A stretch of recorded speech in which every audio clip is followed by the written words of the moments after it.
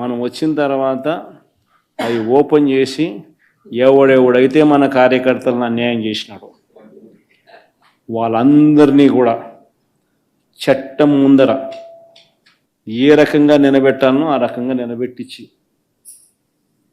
అందరినీ కూడా సినిమా చూపించే కార్యక్రమం మాత్రం జరుగుతుంది. వాళ్ళు చేసినవన్నీ కూడా వడ్డీతో సహా ఏదైతే నువ్వు ఎత్తుతున్నావో అదే పండుతుంది. ఎక్కడో కూడా మనం అన్యాయం చేయడం లేదు. ఏదైతే మీరు ఎత్తినారో అదే రేపొద్దున పండుతుంది.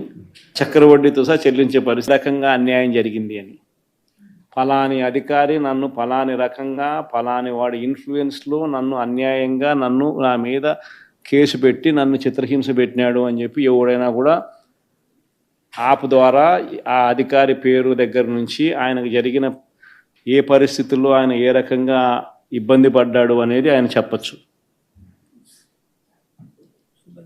ఆయన దగ్గర ఏదైనా ఆధారాలు ఉంటే ఆ ఆధారాలు కూడా ఆయన అప్లోడ్ చేసే ఫెసిలిటీ కూడా కల్పిస్తూ ఉన్నాం.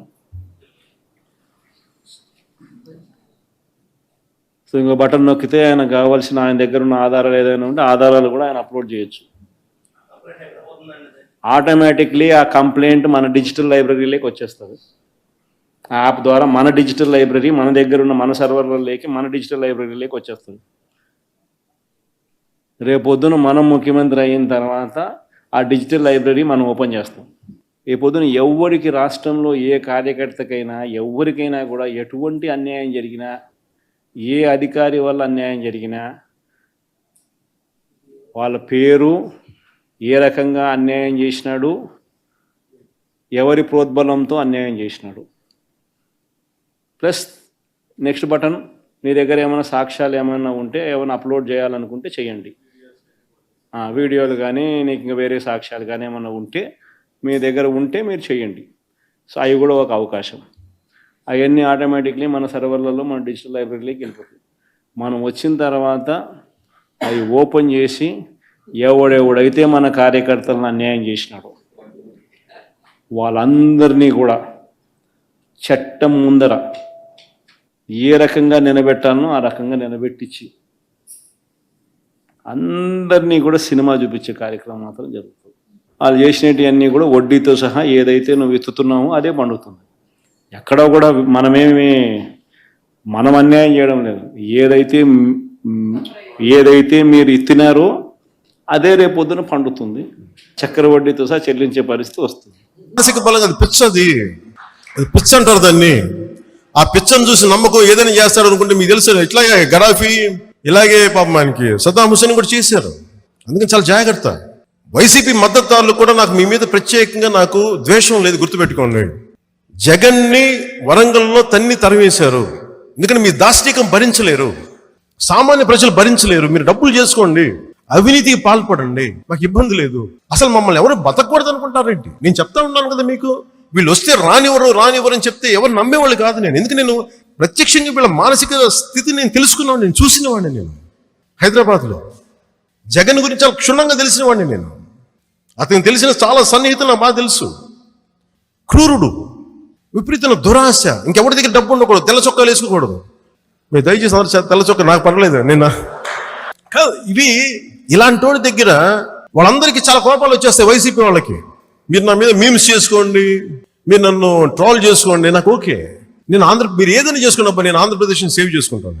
మా అందరికి ఆంధ్ర ప్రజలకు పిచ్చొచ్చేసిందా? ఎవరు మాట్లాడరా దీని మీద? కోపాలు రావా అంటే మనందరికి ఉదాసీనత వచ్చేసింది. పిరికితనం, ఉదాసీనత ఆవహించేసింది. నేను అందుకనే వెరీ రెగ్యులేటెడ్ మన పాలసీని మాట్లాడతాను, మనకి లిక్కర్ పాలసీ. సో మనం ఇవన్నీ దృష్టిలో పెట్టుకొని నేనేం చెప్తున్నానంటే, it is a high time to kick YCP out of Andhra Pradesh. It's high time. Rowdyism చేస్తా, రుబాబు చేస్తా, పోలీసుల పైన దాడి చేస్తా, ఇష్టానుసారంగా నోరు బారేసుకుంటారంటే నోరు మూయించే సత్తా తెలుగుదేశం పార్టీకి ఉంది. నేను డెమోక్రటిక్ గా పోతాను, బలహీనత కాదు. మీరు గుర్తుపెట్టుకోవాలి. తప్పు చేసిన వాడిని నేను ఎప్పుడు కూడా ఒకటి గుర్తుపెట్టుకోండి, 96-97లో రాష్ట్రంలో ఎన్ని సమస్యలు తమ్ముళ్ళు? ఒక పక్క తీవ్రవాద సమస్య, ఒక పక్క ఫ్యాక్షన్ రాజకీయాలు రాయలసీమలో, హైదరాబాద్లో కమ్యూనల్ వైలెన్స్, గల్లీకి ఒక రౌడీ, ఊరికి ఒక రౌడీ. ఒకటే చెప్పాను, ఈ రాష్ట్రంలో అన్ని సమస్యల పరిష్కారం చేస్తాను. నా కమిట్మెంట్ అంతా కూడా ప్రజా సంక్షేమం, ప్రజల ఆస్తులకు రక్షణ, మా ఆడబిడ్డల శీలాన్ని కాపాడే బాధ్యత నేను తీసుకుంటానని చెప్పి రౌడీ షీటర్ వీళ్లకు ఒత్తాసు పలుకుతూ మీరు రాజకీయం చేస్తే ఈ రాష్ట్రంలో తమాషాగా ఉండదు, సీన్ చాలా సీరియస్గా ఉంటుంది. నేను అందరికీ చెప్తున్నా, ఎవరికైనా సరే ఒకటే చెప్తున్నా, మంచిగా ఉండు, నువ్వేమన్నా చెయ్యి, నేను సమాధానం చెప్తాను. దారి తప్పి మళ్ళా పులివెందల మార్కు రాజకీయం చేయాలంటే మాత్రం తోక కట్ చేస్తాం తప్ప ఎవరిని వదిలిపెట్టాం. ఆ విషయాలు వీళ్ళు గుర్తుపెట్టుకోవాలి. ఊరికొకటి తయారయ్యాడు, ఏదో మాట్లాడుతున్నాడు, పర్వాలా మనం కూడా సమాధానం చెప్దాం. కానీ లా అండ్ ఆర్డర్ చేతికి తీసుకుంటే మాత్రం చాలా సీరియస్గా ఉంటుంది. 151 11 అయిందంటే దానికి కారణం అహంకారం, అంటే వాళ్ళ మాట విధానం. ఇప్పుడు కూడా అధికారంలో ఉన్నట్టు కాలర్ ఎగరేసుకుంటున్నారు. చేయనండి, కానీ ఎర్ర బుక్ అని వాళ్ళు ఇప్పుడు ఎర్ర బుక్ రాజ్యాంగం అని భయపడిపోతున్నారు రా స్వామి. మొన్నటి వరకు మీసాలు మెలేసి అబే నాకేం అవుతుందో తోపుతురం ఏమన్నారు ఆయన తమ్మినేని గారు, రథం ఏదో వస్తుందంట, అందరి కస అన్నాడు, అయిపోయింది. కార్యకర్తల పైన ఎక్కిపోయాడు ఆయన. మీరు అందరూ వైకాపాలను ఒకటే అడగాలి, అధికారంలో కలవలేకపోయారు, అది డిఫరెంట్ స్టోరీ. ప్రతిపక్షంలో ఉన్నాడు, ప్రతిపక్ష హోదా కూడా లేదు, పులివెందుల ఎమ్మెల్యేనే, ఫుల్ టైం ఉంది, ఎందుకు మిమ్మల్ని కలవట్లేదు? కనీసం ఇప్పుడు కూడా కలవట్లే, ఒక్క ఫోటో కూడా దిగట్లా. అంటే సొంత కార్యకర్తలంతా ఎంత చిన్న చూపు ఒక్కసారి మీరు ఆలోచించండి.